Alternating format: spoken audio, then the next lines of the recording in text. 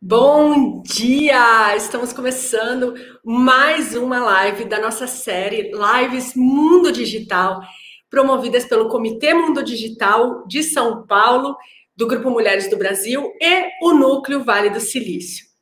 Essa nossa parceria conta também com o apoio da Prisma, Olé e o CDO do MIT. Nós estamos muito felizes em trazer esse painel sobre educação e tecnologia, porque esse assunto é um dos pilares fundamentais para uma sociedade bem desenvolvida e é para isso que o Grupo Mulheres do Brasil trabalha. Somos mais de 100 mil mulheres, quase 100 mil mulheres, logo bateremos essa meta, em mais de 150 núcleos, trabalhando todos os dias para transformar o mundo para melhor a partir do protagonismo feminino.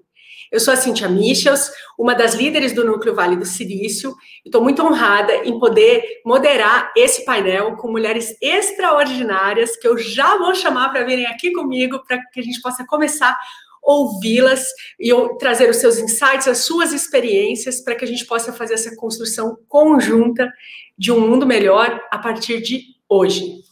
Então, pode trazer para o nosso palco virtual, por favor, querida Eliane Leite, Juliana Bursa já estão aqui comigo, a Janete Ribeiro e a Roseli Lira Leite. Muito obrigada, sejam bem-vindas. Eu vou abrir para vocês se apresentarem, que eu acho muito mais legal, né? Fica muito mais orgânico. Então, eu vou pedir para a Eliane Leite. Vamos começar, vou fazer a ordem do reloginho que eu estou vendo aqui. Eliane, por favor, se apresente para quem está acompanhando a gente. Olá, bom dia a todos e todas. É um prazer enorme estar aqui com vocês. Cíntia, muito obrigado pelo convite. Pessoal do Comitê do Mundo Digital, super obrigado pelo convite. Eu sou Eliane Leite Alcântara Maltese, sou líder do Comitê de Educação do Grupo Mulheres do Brasil e do Comitê de Igualdade Racial. Então, eu tenho o prazer de fazer parte desse grupo tão transformador e tão maravilhoso. Sou também educadora, sou professora de matemática, agora, nesse momento, estou na direção de uma escola técnica, da Escola Técnica Estadual, professora doutora Toroti Kiyomi Kanashiro Toyohara, chamada carinhosamente de ETEC Pirituba, e para mim vai ser um prazer estar batendo um papo com vocês, mulheres tão maravilhosas e tão inspiradoras.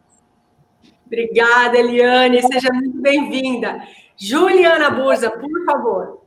Bom dia, gente. Que honra estar num painel assim de peso como esse, com mulheres tão incríveis, que têm aí uma bagagem, né? Muito legal para compartilhar.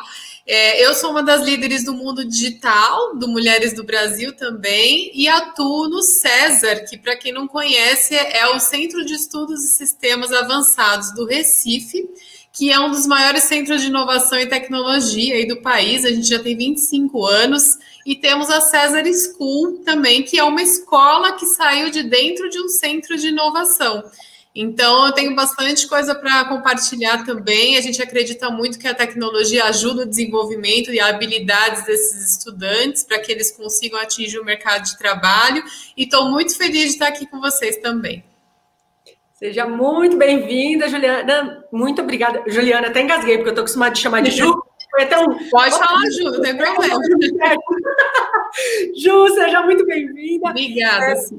Vou pedir para a nossa querida Janete agora, por favor, se apresentar.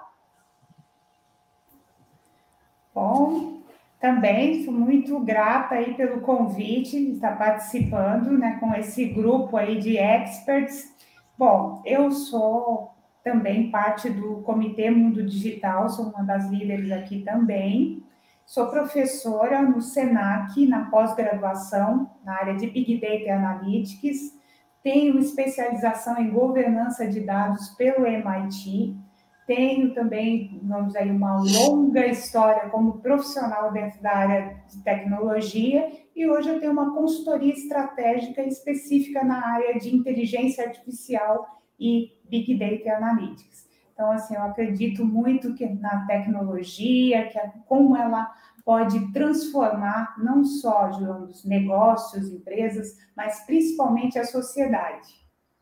Fantástico, Janete. Seja muito bem-vinda. Que maravilha poder contar com a tua expertise aqui no nosso painel. E agora, então, por favor, Roseli, sua vez.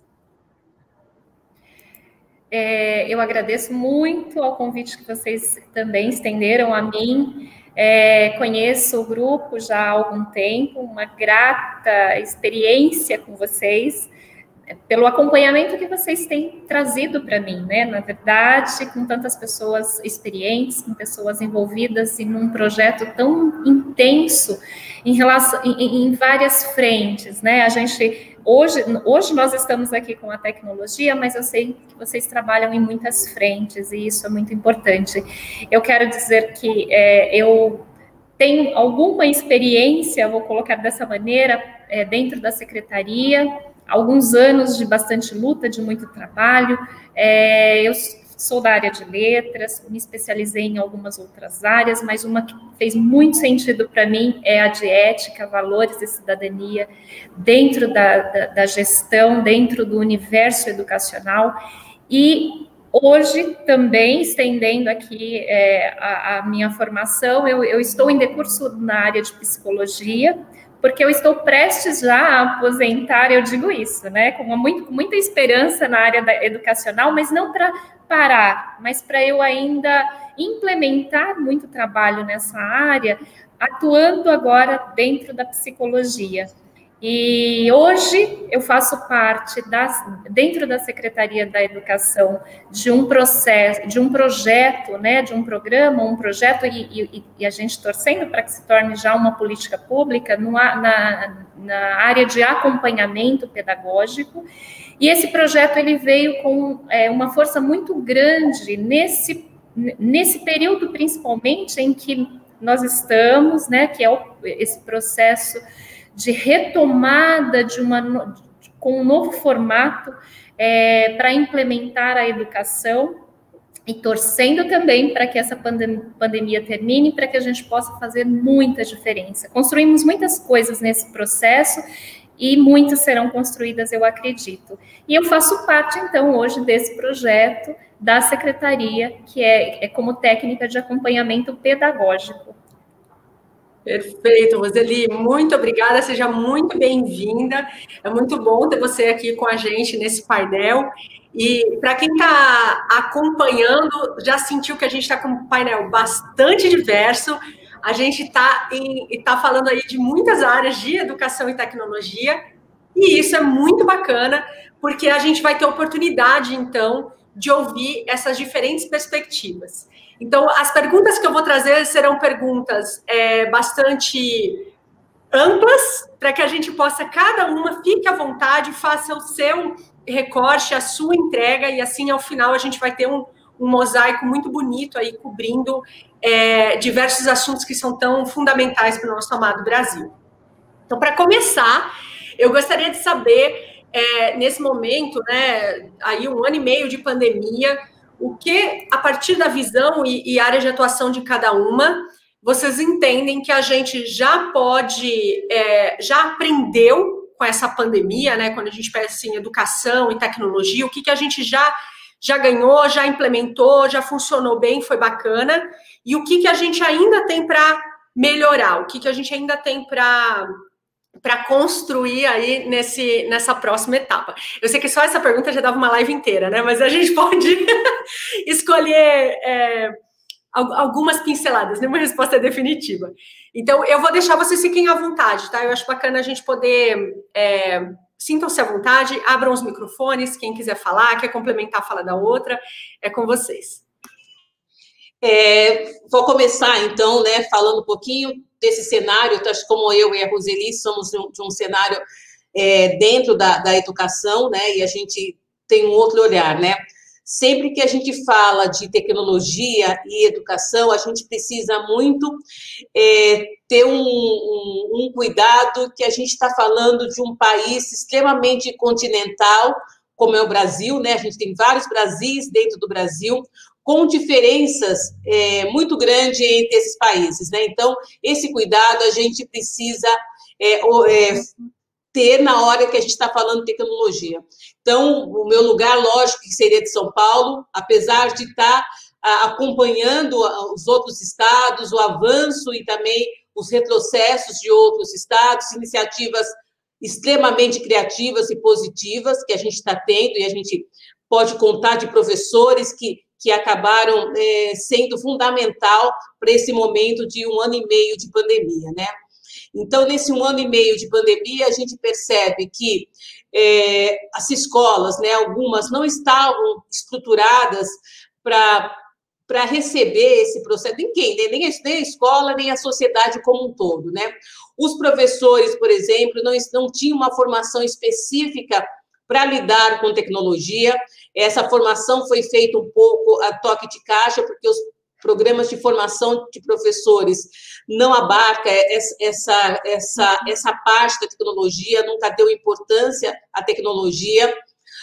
Os alunos também, dependendo da realidade que você está, os alunos também, apesar da gente falar que tem uma geração conectada, que está sempre com a cara no celular ali, a gente fica, nossa, essa meninada não vai largar o celular, mas isso não significa que essa conexão era uma conexão com qualidade, né?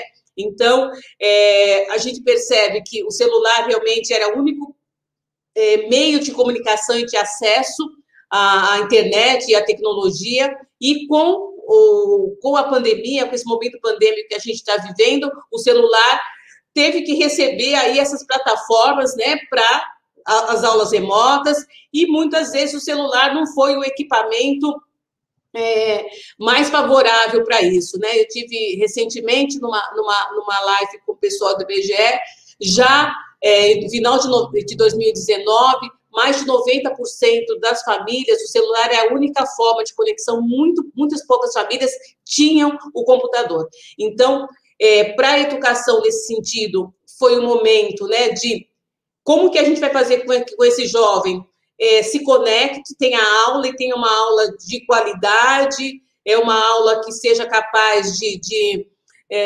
atender, né, todo esse momento. A gente sabe que não vai ser o ideal, né? Eu tive reunião com os pais, eu sempre falo, gente, vamos tirar essa expectativa. E o conteúdo? O conteúdo a gente foi fazendo ali dentro do possível, né? A gente tem experiências maravilhosas, mas a gente foi fazendo dentro do possível, entendendo que muitas vezes o aluno só tem um celular para se conectar, essas plataformas, algumas, elas ocupam muito espaço no celular, então o aluno não conseguia se conectar, outras não. O governo do Estado de São Paulo fez plataformas que não necessitavam de dados do jovem.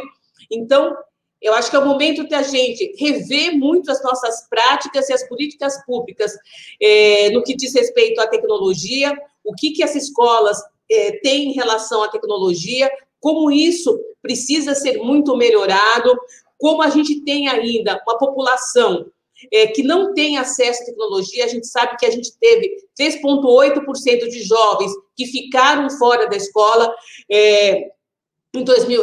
nesse tempo de pandemia, mais 1,4 milhão de jovens que chega a ser 1,4%, que não tiveram acesso a nada nesse momento. A gente está falando de uma população de 5 milhões de jovens que não tiveram acesso a nada. Então, a gente tem, sim, falado das experiências que foram positivas, a gente tem experiências de estados e municípios que usaram o WhatsApp como uma ferramenta, né? Eu vi várias plataformas de aprendizado feita via WhatsApp, né, porque já que é o único instrumento, o único material, o único equipamento que aquela família teve. Então, foram iniciativas maravilhosas. Tiveram iniciativas usando o rádio como forma de comunicação, como forma de citar aula para os alunos.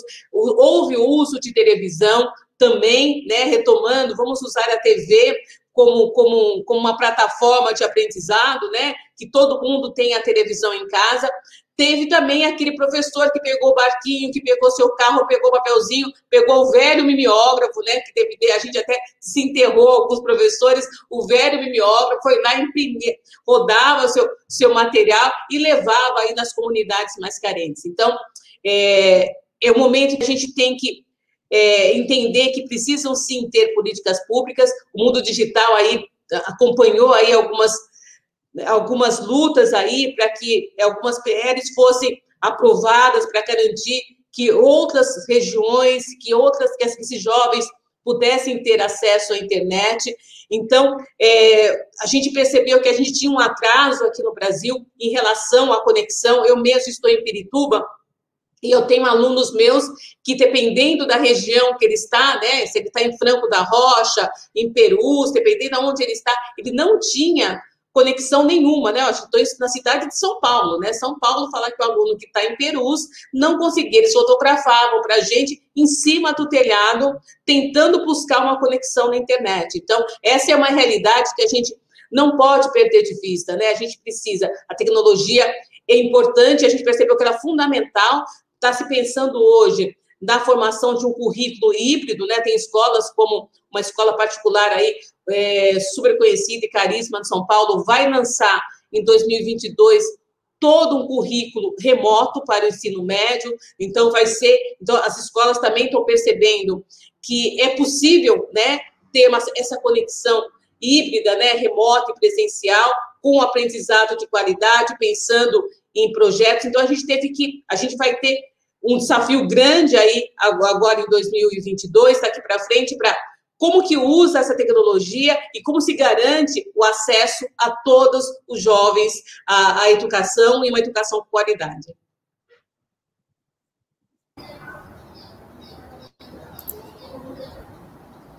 Cíntia, você está muda.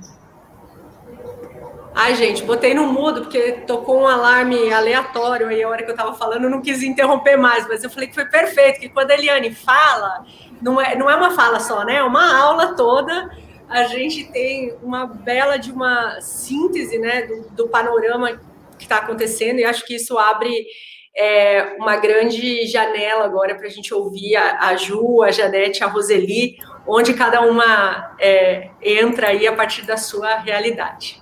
Então, quem quer falar agora? Acho que a Eliane tocou num ponto importante, essa questão da conexão, da conectividade desses alunos, né? Como a gente, às vezes, muita gente, né, não tem noção do tamanho do Brasil, das dificuldades, né, que cada região enfrenta.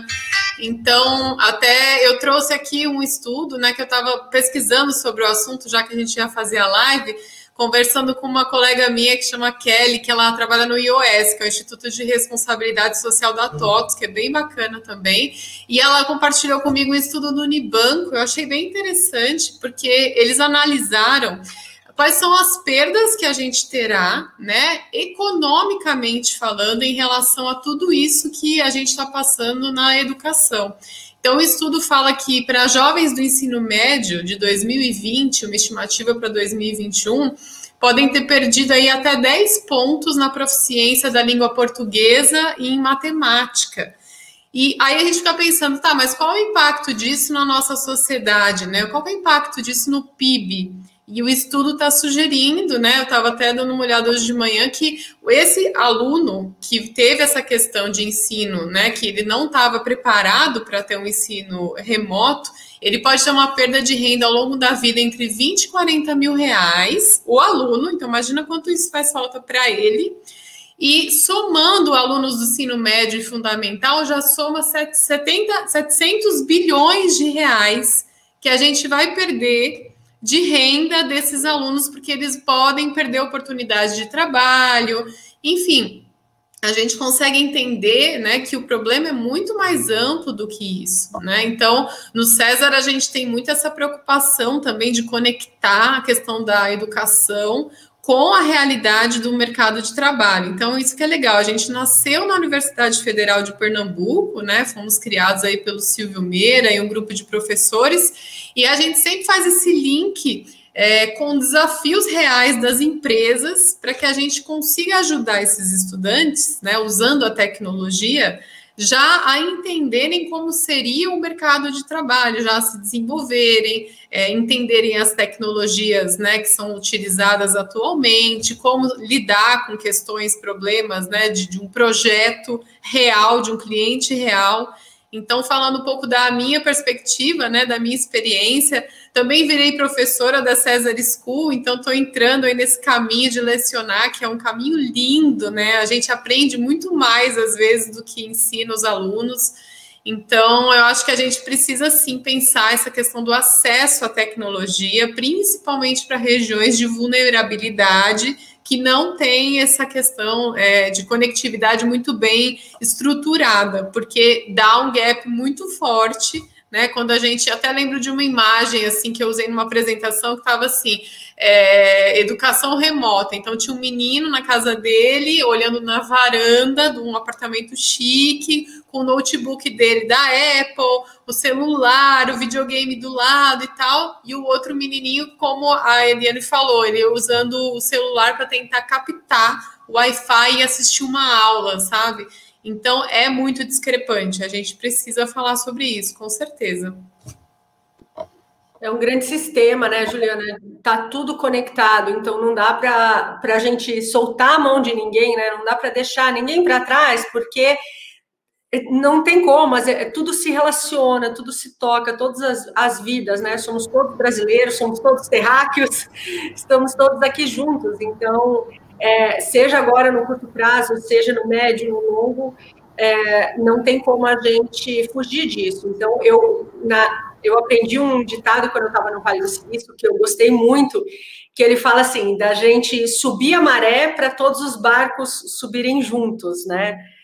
Então, eu acredito muito da gente olhar para essa questão toda dessa forma, né? Como é que a gente faz subir a maré, porque a prosperidade, para ela existir, ela precisa existir para todo mundo, né? Então, é perfeito o que vocês estão trazendo aqui.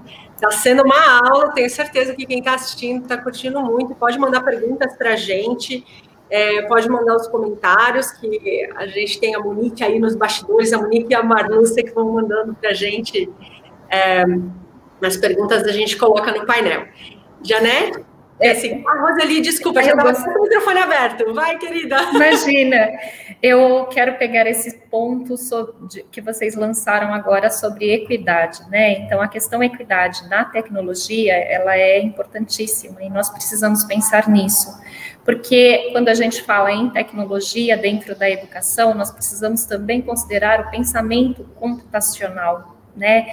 E o aluno, ele precisa ter esse pensamento, ele precisa olhar a tecnologia não como instrumento de manuseio simples, mas a tecnologia como mudança de prática de vida e de mundo em que ele está. E é só por meio dela que ele vai fazer esse movimento. Eu preciso pensar como professora e profissional, nessas metodologias diversificadas para implementar esse material dentro do ambiente da educação básica. Eu preciso considerar a tecnologia como, de modo que essa propicie para o aluno o protagonismo, a continuidade desse foco como aluno protagonista, dando ao aluno autonomia, e para que ele compreenda que a partir dela ele vai estar inserido nesse trabalho colaborativo, nesse mundo tão necessário de trabalho colaborativo. E aí, ainda com esse enfoque, eu diria que nós temos sim alguns desafios. A pandemia nos trouxe muitos, né, desafios. Nós podemos implementar a partir da pandemia, eu diria, porque nós falávamos na tecnologia dentro do processo educacional, mas ela nunca foi tão importante e fundamental para que tudo continuasse acontecendo como se deu nesse processo. E quando nós pensamos nisso, hoje o desafio é como é que eu pego a tecnologia e eu insiro como ferramenta para essa mudança de pensamento, para essas quebras de paradigmas. Então, eu tenho, sim, vários aspectos importantes que eu preciso elencar nessa trajetória. A primeira delas, sem dúvida alguma, é a questão da equidade. Eu preciso pensar agora na empatia educacional por meio dessas ferramentas. Isso não pode ficar à mercê, né? Então, eu preciso pensar no aluno na questão socioeducacional, na questão socioemocional do aluno dentro do processo, porque nunca a pandemia, né, assim, momentos como o que nós estamos vivendo, trouxe à tona e fez emergir situações emocionais muito sérias para esse aluno, para os profissionais da educação no geral e para todas as pessoas que, mesmo tendo a tecnologia como ferramenta de trabalho, ela não consegue se inserir nesse contexto. Então, são vários desafios que nós precisamos colocar agora como foco de trabalho. Precisamos entender que a ferramenta, ela vai proporcionar e já está proporcionando movimentos diferenciados, e essas ações, elas precisam se efetivar. E aí sim, vejo que esses vários braços, pernas, cabeças pensantes, elas estão aí em prol de realizar um trabalho efetivo. Porque hoje nós não temos só a escola em si como foco, nós temos todos os aparatos que permeiam a educação, e esses aparatos precisam estar inseridos dentro do contexto educacional. E isso agora, eu acredito que tenha sido o principal enfoque. Nós vamos sair fortalecidos, nós estamos saindo fortalecidos. Nós não sabíamos manusear, nós não sabíamos como utilizar essas ferramentas, e hoje nós sabemos, porque esse período nos proporcionou também implementar, ressignificar o nosso trabalho por meio desse processo. Nós não sairemos mais dela, ela está conosco, ela faz parte, ela é uma ferramenta que nos movimenta. Senão hoje, por exemplo, nós teríamos dificuldade de estar fazendo, talvez, esse movimento e essa live. E aqui nós estamos proporcionando, e isso está fazendo outras pessoas se envolverem nesse processo e estar conosco nesse movimento. E esse movimento, ele só está começando, no meu modo de entender.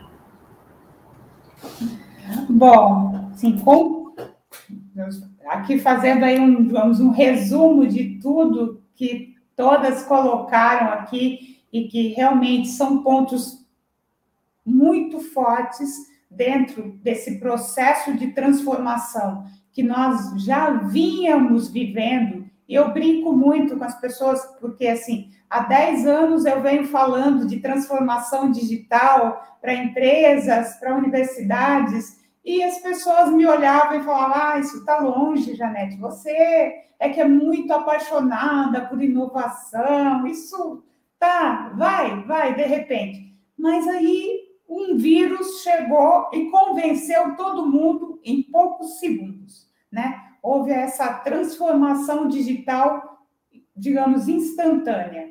Só que, assim, apesar de todos os percalços, eu acho que foi muito bom, porque trouxe à tona vários problemas que diversos professores, que alunos vinham levantando, mas que estavam escondidos embaixo do tapete.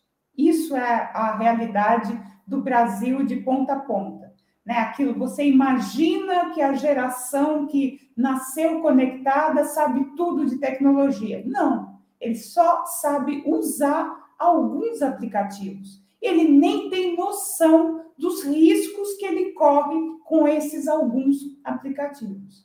E, assim, eu sempre atuei no ensino superior, na graduação e na pós-graduação.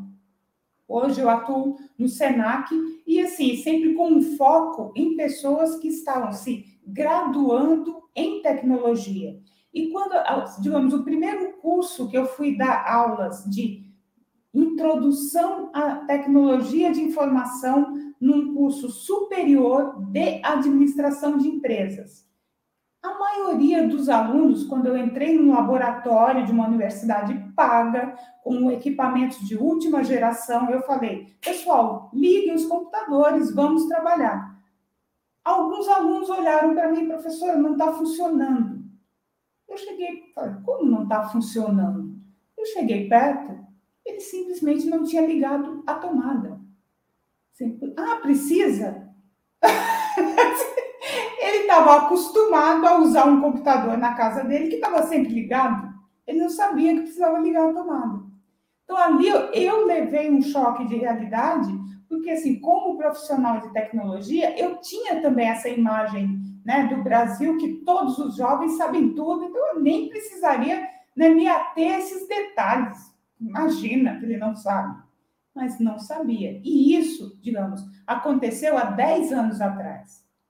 Então, e não mudou muito, porque hoje, assim, como todo mundo tem a impressão de, o jovem sabe, a maioria não sabia utilizar um aplicativo de reunião através de um celular ou através de um computador. E o choque também foi para o lado dos professores. Como foi bem colocado aqui, nenhum dos professores, e aí nem do nível superior, estavam preparados para darem aulas online.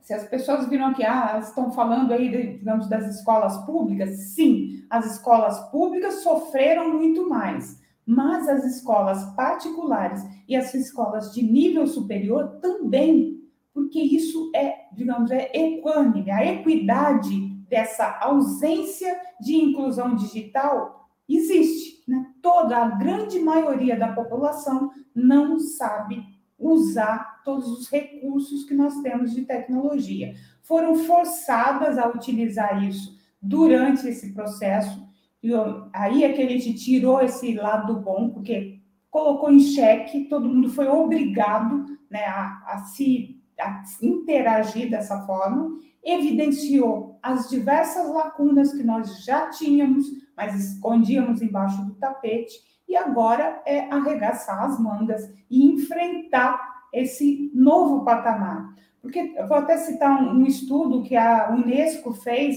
em relação, né, à pandemia, onde eles colocam que em todos os níveis de ensino, os alunos perderam em torno de 2/3 do ano letivo.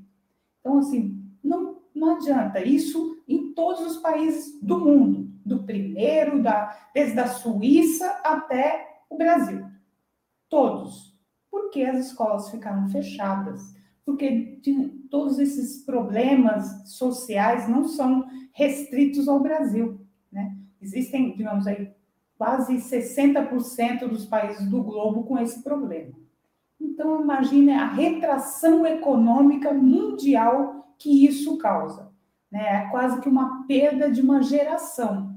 Então, assim, o trabalho de arregaçar as mangas e recuperar esse tempo perdido, esses 2/3 de ano letivo, podem refletir em uma década na economia mundial. Então, assim, é um trabalho, digamos, hercúleo, mas que todos, não só professores, mas a sociedade como um todo, tem que se comprometer. Isso é que eu vejo, né, desse nosso processo de transformação. Perfeito, Janete. É muito...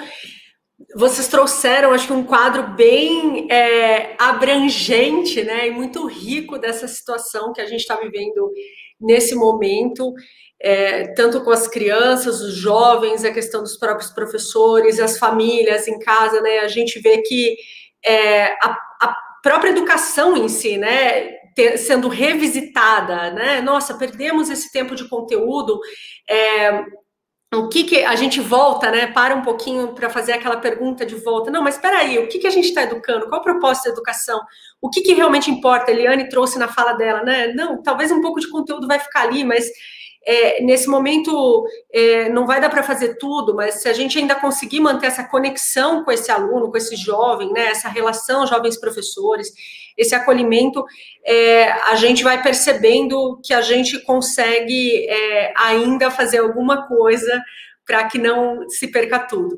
E olhando, então, para esse ponto de vista, porque eu espero que a gente ainda tenha muito futuro pela frente, eu gostaria de saber de vocês, sugestões. Então, se você tivesse uma carta livre para fazer uma escolha de implementação de política pública, sabendo, né, que a gente não é uma só que vai resolver, então eu achei que seria bacana a gente montar essa completude aí de caminhos, de esforços conjuntos para que a gente consiga passar esse caminho. Então, por favor, sugestões de políticas públicas para serem implementadas já para a gente recalcular essa rota. Esse desafio que eu vi, essa questão é um desafio muito grande aí, se a gente tiver a caneta na mão, né? Porque, como a Luísa sempre fala, você está com a caneta na mão, o que você faz, né? E algumas coisas já estão realmente caminhando, e o que precisa, talvez, é que a sociedade acompanhar esses movimentos. Primeiro, são esses projetos de lei que já estão para votação ou para implementação, que garanta uma internet de qualidade para as escolas. Acho que isso é fundamental, né? A gente precisa, a sociedade civil tem como responsabilidade acompanhar a aprovação desses projetos. A gente sempre precisa lembrar, né, em quem eu votei, né? A gente, na eleição, agora todo mundo fala, passou a eleição, a gente não acompanha o que está acontecendo dentro do Senado, dentro da Câmara dos Deputados, dentro da Câmara dos Vereadores, que são os lugares decisivos para a mudança política, porque algumas questões são questões de políticas públicas, né? Uma outra questão importante, né, que também já está ali para discussão e está sendo discutido, é o currículo de formação dos professores. A gente precisa olhar esse currículo dos professores para que esses professores tenham essa formação adequada para esse novo momento, ou não é nem novo, né, porque a tecnologia sempre esteve presente, né, mas que a gente pudesse usar a tecnologia ao nosso favor no processo de ensino-aprendizagem dentro das escolas. Então, isso seria uma medida importantíssima. Ou uma outra medida que eu sempre acho que a gente precisa olhar, né, tem que olhar para o professor também, é olhar as escolas, né? Quais são as estruturas que as escolas têm?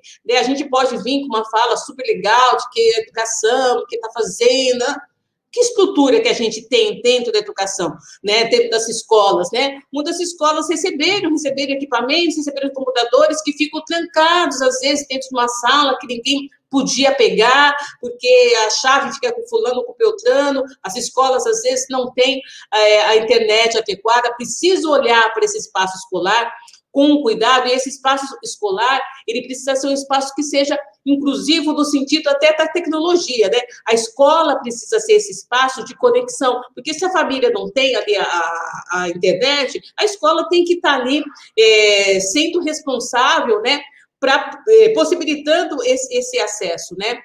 E uma das coisas que a Janete falou, e Janete, que eu gosto muito de lembrar você e a Priscila Gonçalves, que fala muito disso, sobre a segurança dessa conexão desse jovem. O que esse jovem, né, está olhando na internet, o que a gente está fazendo com essa internet, onde nossos dados, né, tem a lei de proteção de dados, mas e a Priscila Gonçalves, que é uma pessoa que eu admiro muito, ela fala muito disso. A gente teve aí plataformas, foi tudo maravilhoso, mas para onde que está indo esses dados desses jovens, né? Então, de criança, gente, tem criança de 7 anos ali, cadastrando ali, e aonde está indo esse dado? Então, a gente precisa pensar também numa legislação que seja realmente coerente nessa proteção de dados para esses jovens. A gente tem que garantir, né, a segurança, né, para esses jovens. A gente precisa garantir que a escola, né, seja um ambiente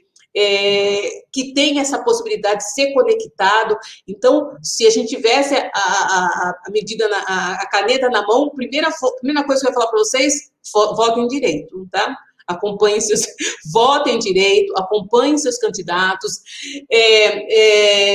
vamos pensar na formação do currículo do professor. O professor, né, a gente fala muito, olha, a tecnologia entrou na escola, não tem como mudar, né, o aluno é protagonista, mas o professor também precisa ser protagonista, e para isso, ele também precisa ter condições de trabalho. O aluno,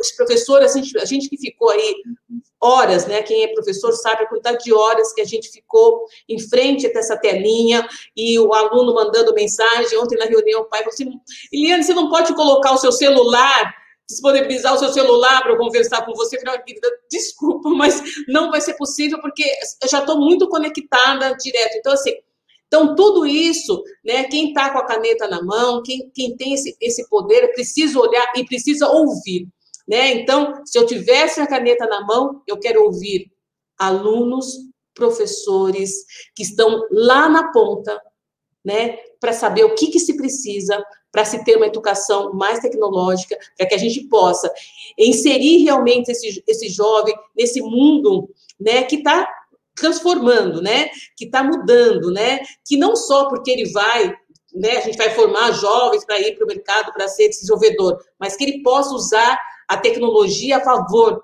da melhoria do país. É isso que a gente tem que pensar. A tecnologia tem que estar ao nosso favor. Esse jovem, esse professor que é protagonista também, ele precisa entender que a gente precisa criar uma sociedade que veja a tecnologia como algo que melhore toda a sociedade, né? Aí sim, né, a gente vai ter uma sociedade mais igualitária, a gente vai ter equidade. Então, tudo isso, para mim, é fundamental. Bom, depois dessa explanação da Eliane, que foi uma aula difícil complementar, né, gente? Desafiador, né, Ju? Eu ia até comentar, assim, que muitas coisas que a Eliane falou, eu estava justamente pensando na questão da caneta, né? E seria ótimo se a gente tivesse isso na mão, né? E uma coisa que eu lembrei, assim, essa semana, acho que foi no Fantástico desse domingo, que mostrou hackers invadindo aulas de professoras, colocando vídeos pornográficos. Não sei se vocês viram isso, eu acho um absurdo. Então, imagine, né, a que esses nossos jovens, né, essas nossas crianças estão expostas quando elas simplesmente estão tentando estudar, né, se formar. Então, é muito complicado. A gente realmente não estava preparado para nada disso. E falando em políticas públicas, acho que a questão de capacitação de professores é essencial, né? Então, como que a gente promove essas competências digitais para os professores? Como é que eles compreendem aí o que são os assuntos que estão sendo falados na tecnologia? Que tipo de tecnologias são habilitadoras no futuro? Né? Falar um pouquinho de transformação digital para professores. O que é robótica, IoT, machine learning, inteligência artificial? De repente vem algum aluno, né, que adora um game aí, vai perguntar alguma coisa, e o professor às vezes realmente não está acostumado a falar sobre isso, né? Então a gente precisa desenvolver essas competências digitais, inclusive nos próprios educadores, né? E otimizar esse currículo aí para que eles também possam passar esse conhecimento e falar de ensino híbrido, né? Já começar desde já com políticas públicas para que as escolas estejam preparadas, com equipamentos, com metodologias que possam engajar, né, esses alunos e que eles possam, de fato, aprender de uma forma que seja possível aprender fora da escola. Eu posso já dar sequência, continuidade à fala da Juliana, da Eliane, dizendo que são muitos os desafios, gente. E nós precisamos de muitos estudos e investimentos nessa área. Uma vez que esse olhar tecnológico, ele não é simples, ele precisa ser implementado e ele precisa ser ressignificado dentro desse universo educacional. Nós temos as ferramentas, mas nós precisamos implementar essas ferramentas. Então, para mim, seria urgente pensar em práticas pedagógicas a partir do uso dessa ferramenta. A gente tem o híbrido, né? O híbrido, nós falamos no híbrido há muito tempo, mas hoje nós temos sistemas remotos de ensino, não híbrido. Híbrido somente quando nós voltarmos. Então, parte presencial e parte dentro do ensino remoto. Mas como fazer esse casamento? Como fazer isso ser efetivo dentro da nossa sala de aula? O professor precisa dessa formação. O professor, ele vinha numa mão única, e hoje ele tem uma via de mão dupla, e ele precisa implementar a prática dele dentro da sala de aula, com ações pedagógicas, ele precisa ajustar essas necessidades ao indivíduo, ao sujeito que é o aluno, que é esse estudante em formação, e que precisa dessa formação integral.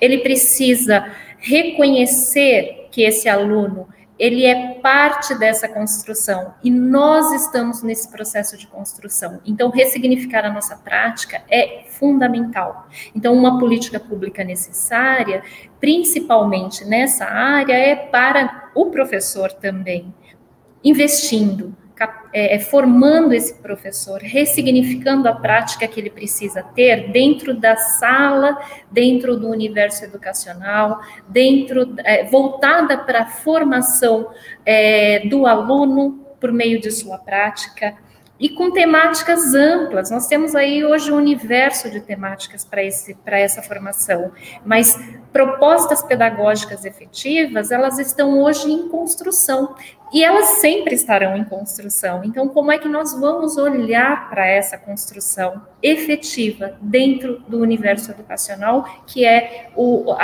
X da questão?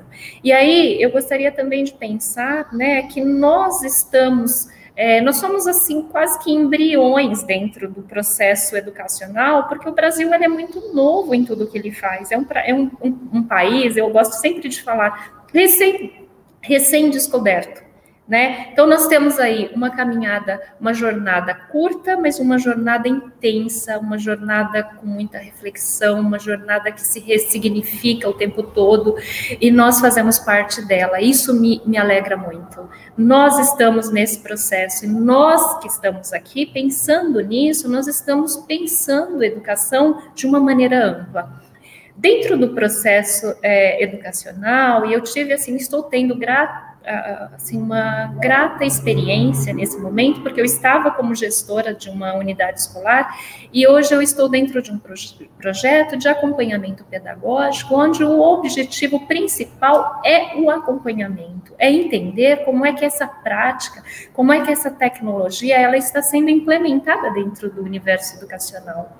E o tempo todo nós estamos falando aí de uma ação pedagógica formativa, mas de acompanhamento sistematizado, porque não se cria e se larga.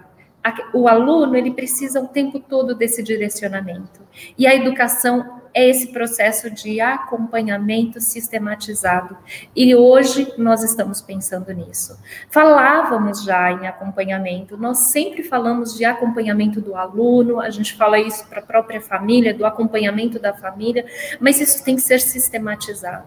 Então, precisa desse investimento, dessa política pública que amplie esse universo de desenvolvimento pedagógico, mas desenvolvimento para o profissional principalmente, porque é ele quem vai dar o norte, vai conduzir e vai levar adiante esse processo que é tão importante, que é a educação. Então, eu vejo dessa maneira. Bom, eu, sim, sintetizando aqui, eu concordo, e assim, se eu estivesse com a caneta na mão, trabalharia em 3 pilares. O primeiro é a infraestrutura, porque não adianta, se você não tem uma infraestrutura, prédios, e aí, assim, os prédios das escolas precisam comportar a conectividade, a energia, a segurança. Então, sim, infraestrutura seria um pilar básico, porque é uma coisa que nós vimos durante a pandemia, não dá para reabrir uma escola porque não tem sequer água para o aluno lavar as mãos. Quem dirá álcool gel disponível? Então, assim, se a gente não tem água na torneira, meu Deus, né? Então, assim, precisa ver a infraestrutura como um pilar de investimento das políticas públicas. O segundo, a capacitação e formação dos professores. Porque como eu vou ensinar algo que eu não sei? Como que eu vou fazer esse processo de transformação na educação se eu mesmo não fui preparado para isso? Então, assim, rever toda a formação de professores é importante.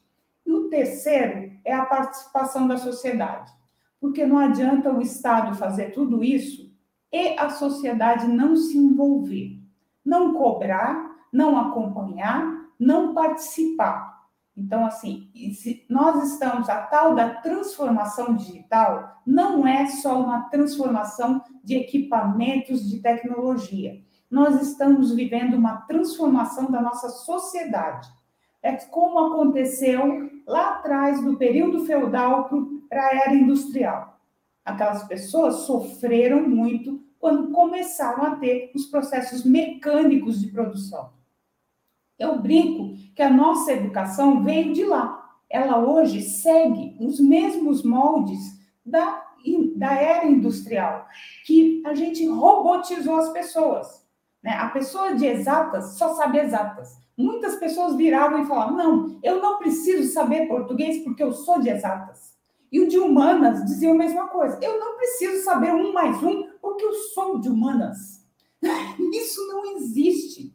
Hoje, todas as áreas, todas as profissões precisam saber tudo. E assim, a capacitação digital não é só para alguém programar e criar sistemas. O engenheiro, o agrônomo precisa saber como manusear os equipamentos inteligentes. O médico precisa saber análise de dados para ele ver o melhor diagnóstico de uma doença. Todos precisam se capacitar nessas tecnologias que vieram para facilitar os nossos dias, né? Para tornar as atividades que são repetitivas, que exigem precisão, sejam feitas pelas máquinas e que nós, humanos, assumimos a nossa postura de humanos capazes de entender o todo, né? De ter a compreensão de texto. Nós vemos hoje em dia que a maioria das pessoas decoram frases e respondem. Não é mais necessário decorar. Isso era uma coisa da era industrial. Agora você precisa entender. Você precisa realmente saber.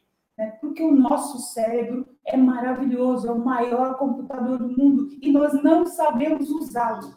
Essa é a verdade. Tem uma área enorme que a gente... Vários cientistas analisaram que existem correlações, ele está lá processando coisas incríveis que a gente não sabe o quê. Então, assim, nós precisamos nos dedicar a isso, a desvendar essa diversidade, essa complexidade da nossa natureza, do ecossistema, e para isso nós precisamos rever todos, né, os nossos métodos de convivência. A nossa geração está vivendo essa transformação. Então, nós somos essa ponte. Nós vamos sofrer, sim, mas as gerações futuras vão nos agradecer, podem ter certeza. Mas agora, nós somos, né, as cobaias. Nós temos que fazer esse processo de mudança. Eu queria só complementar que a Ju falou, a Juliana falou uma coisa muito interessante, e a gente, quando a gente fala em tecnologia, né, a gente fica muito presa na questão do equipamento, né, e a Ju falou muito essa coisa, essa mão na massa, né, esse fazer, né, e isso a escola sim consegue trazer isso muito nos seus projetos, né, os alunos começarem a usar essa mente, né, essa mentalidade, essa mente criativa, os professores incentivarem essa criatividade, essa inovação, e os alunos, a partir daí, começar a produzir esse conhecimento, né? Conhecimento não é simplesmente isso, né? Até mesmo aqui na escola, os alunos criaram uma impressora digital, né? Que demais. Né? Então, é isso também que quando a gente fala disso, é trazer também a inovação, a criatividade, usar essa mente que a gente tem, que é um computador, também para a gente propor soluções para esse mundo, né? Para esse mundo que está aí precisando de soluções inovadoras. A gente tem muitos problemas, né? E eu, como aqui na escola, nós estamos numa região mais periférica, eu sempre falo dos alunos que eles precisam olhar, né, a região que eles estão e propor soluções. Talvez, olha, aquele ponto de ônibus, talvez a gente pudesse pensar. Isso também é tecnologia, isso também é inovação, isso também é criatividade, e a Ju estava falando muito bem sobre isso, Ju. Obrigada, até. Com certeza, Eli. Muito importante você ter falado isso mesmo, porque os professores podem estimular isso nos alunos, né? Esse trabalho em equipe, a cocriação, pensar em soluções, como você falou, que são da própria comunidade ali do entorno onde eles vivem, usar dinâmicas de design thinking para fazer com que os alunos criem coisas usando post-it, canvas, e já aprender a fazer isso na mão na massa para aplicar mais para frente, né, em algum trabalho que eles estiverem. Então, que bom, é isso aí, tá? A gente está na mesma sintonia. Por isso, assim, quando a gente fala na formulação do currículo, né, a formulação é para isso, né, que o professor seja um professor também inovador, para que ele seja um professor criativo. A gente também não só o currículo de formação de professores, mas a escola precisa também rever os seus currículos, né, que já passou recentemente por mudanças, mas rever seu currículo de ensino médio, o currículo da Base Nacional Comum, sempre estar revisitando esse currículo para que ele seja um currículo que possa trazer essa inovação, já que a gente vai perder, né? Quando a gente fala em conteúdo, perdeu-se conteúdo, o mercado de trabalho vai levar 10 anos. Então, assim, mas como que a gente pode fazer com que esse jovem, que essa escola se torne dinâmica, que essa escola se torne viva, para que essas coisas realmente aconteçam, né? É o que eu coloquei, a sociedade precisa participar, né? Todos juntos a gente consegue vencer.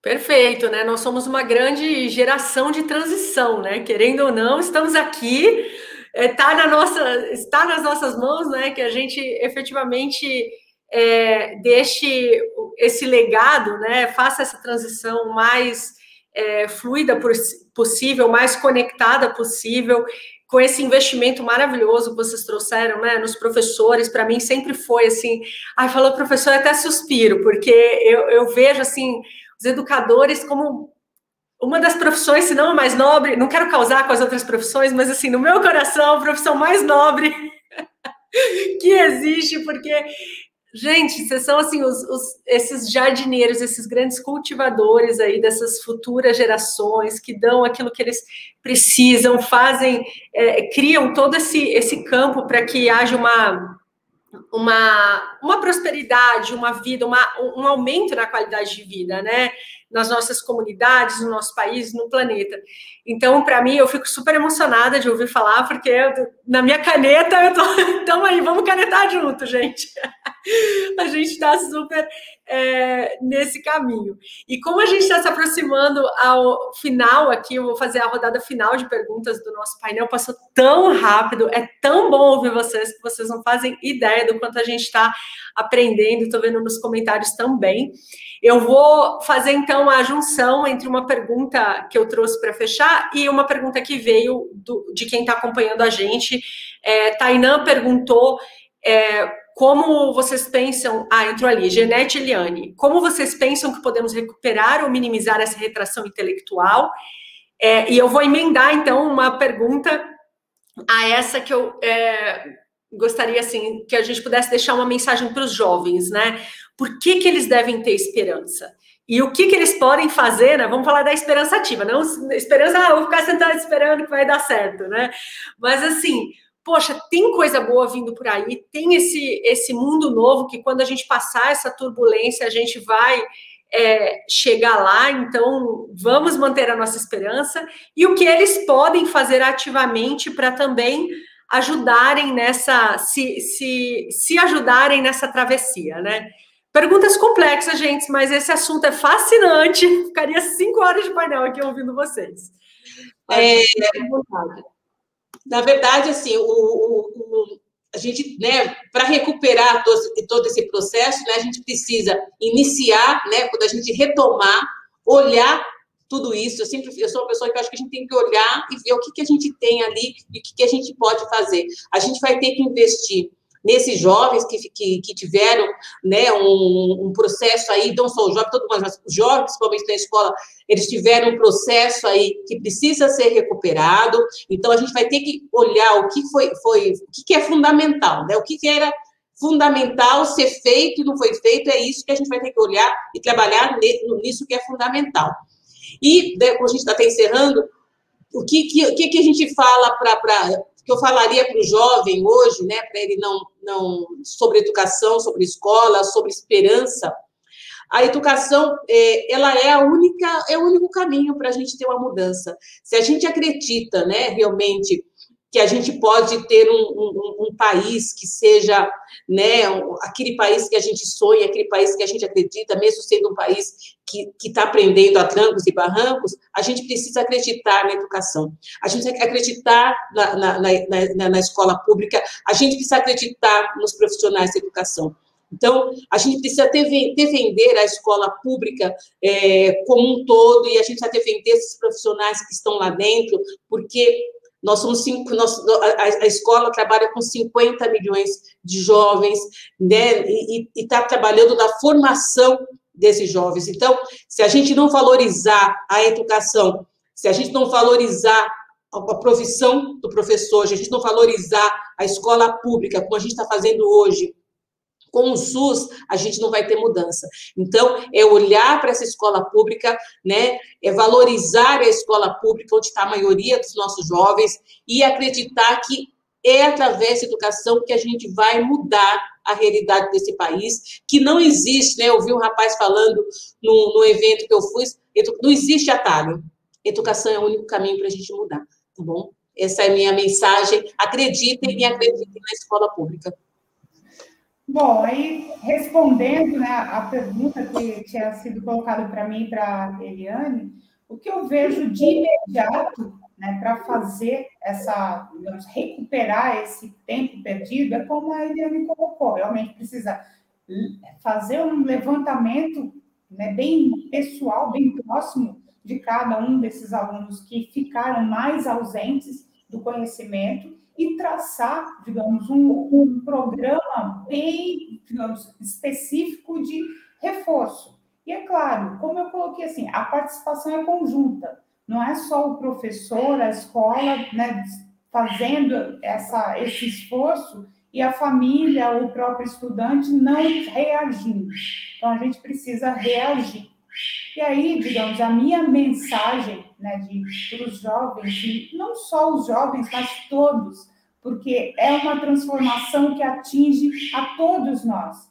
Né? Uma coisa é fato, assim, já, como eu comentei, já havia anos que se falava da sociedade 5.0, onde a tecnologia vem para linkar, para unir a humanidade e focar no bem-estar humano. Isso já está acontecendo, isso ficou evidente diante da pandemia. Né? Vários historiadores, como o Yuval Harari, ele colocou que nós nunca estivemos tão bem preparados para enfrentar uma pandemia, tecnologicamente, em termos de ferramentas, porém, ainda não somos maduros para utilizá-las. Então, assim, essa maturidade de saber utilizar as ferramentas que nós já criamos para o nosso bem, para o bem social, isso é um compromisso de todos. Jovens, velhos, recém-nascidos, todos nós temos esse compromisso. Então, assim, esse é o passo. Né? Nós estamos caminhando para algo maior. E aí eu até deixo uma mensagem que, assim, a minha mãe me passou, né? A minha família, a minha mãe era costureira, ela só teve o 1º grau, o meu pai era um carpinteiro autodidata, e a mensagem que eles me passaram é assim: estude, o conhecimento é a chave da liberdade. Eu venho de uma família de negros, de afrodescendentes, sou uma mistura com várias outras raças, indígenas, portugueses, enfim. O que eles me passaram foi isso, né? A maior riqueza que eu posso te dar é o conhecimento, a educação, porque ela liberta. Não foi a carta de euforia que libertou, né? Foi o conhecimento que liberta a todos, de todas as raças, de todas as culturas. Então, que todos possam ver isso, ter isso em mente em todo o tempo. O conhecimento, a educação é a sua liberdade. Se você não tem conhecimento, qualquer um pode te manipular, qualquer um pode te prender. E isso não é bom para ninguém. Então, estudem, se comprometam, conquistem a sua liberdade através do conhecimento.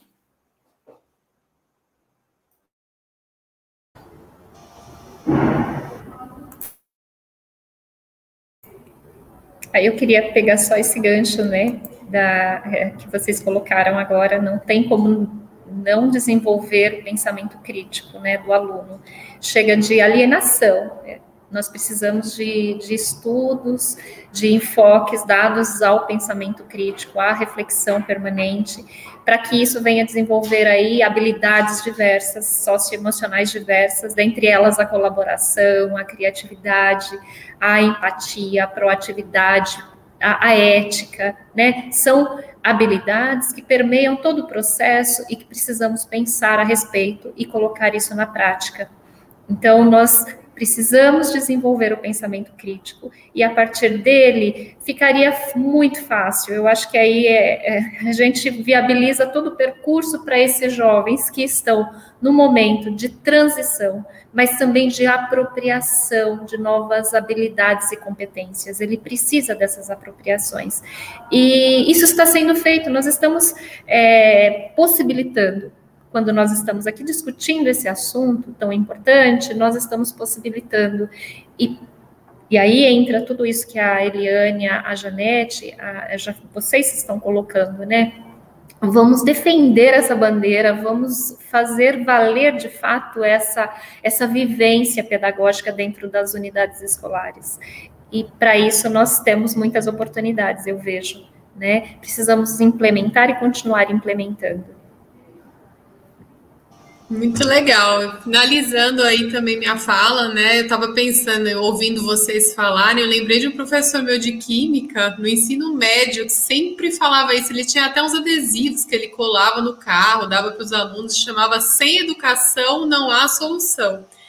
E é tão simples, né? Uma frase tão simples, mas que diz muito. E é exatamente isso, assim. Ou a gente, de fato, educa as pessoas, as crianças, ou o nosso país todo vai sofrer com isso. Então, respondendo a dúvida que a Cíntia levantou, aí a provocação, né? Por que os jovens de hoje devem ter esperança no futuro, né? Porque eles têm que construir o seu próprio futuro, né? Porque é um mundo de possibilidades. Porque esses jovens têm que se engajar cada vez mais politicamente para cobrar essas políticas públicas dos governantes, de quem eles votarem, para que toda a sociedade consiga ser privilegiada com isso, né? E que a gente consiga construir aí uma sociedade mais diversa, mais inclusiva, que possa, de fato, dar mais oportunidades, né, para todos, e que todo mundo consiga aí ter a mesma possibilidade para crescer, para se desenvolver. Adorei esse papo, gente. Que delícia! Nossa, eu também adorei demais, agradeço profundamente a cada uma de vocês, que bom revê-las, que bom estarmos aqui nesse junho frio, mas cheio de calor humano, mesmo aqui pela telinha a gente consegue sentir. Então, agradeço profundamente, agradeço a Marlúcia e a Mônica que estão aí nos bastidores ajudando a gente. E em breve teremos novas lives aí da nossa série Mundo Digital, essa parceria do Comitê Mundo Digital São Paulo e o Núcleo Vale do Silício do Grupo Mulheres do Brasil.